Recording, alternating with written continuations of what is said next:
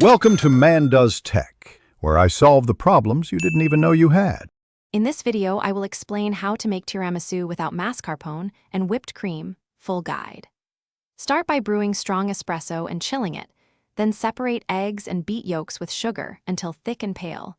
Fold in ricotta and cream cheese until smooth, dip ladyfingers briefly, then layer, dust cocoa between layers, and refrigerate for at least 4 hours to set and meld the flavors before serving.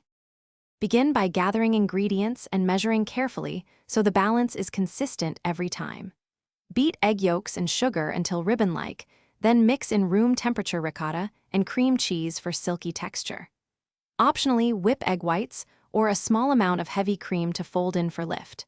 Prepare a shallow bowl of espresso with a splash of liqueur if desired, and have cocoa powder ready for dusting.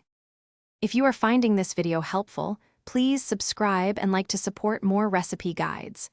On another note, a quick recommendation. The Owala water bottle is great for staying hydrated while you bake and clean, and it fits neatly on kitchen counters. Check the description for the link and other deals so you can grab one if you like the look. Now let's get back to the video.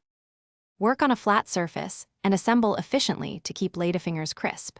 Dip each ladyfinger 1 to 2 seconds into espresso, arrange in a single layer, then spread half the ricotta and cream cheese mixture evenly.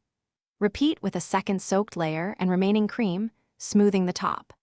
Use a fine sieve to dust unsweetened cocoa and refrigerate for at least 4 hours so the tiramisu firms and flavors integrate beautifully.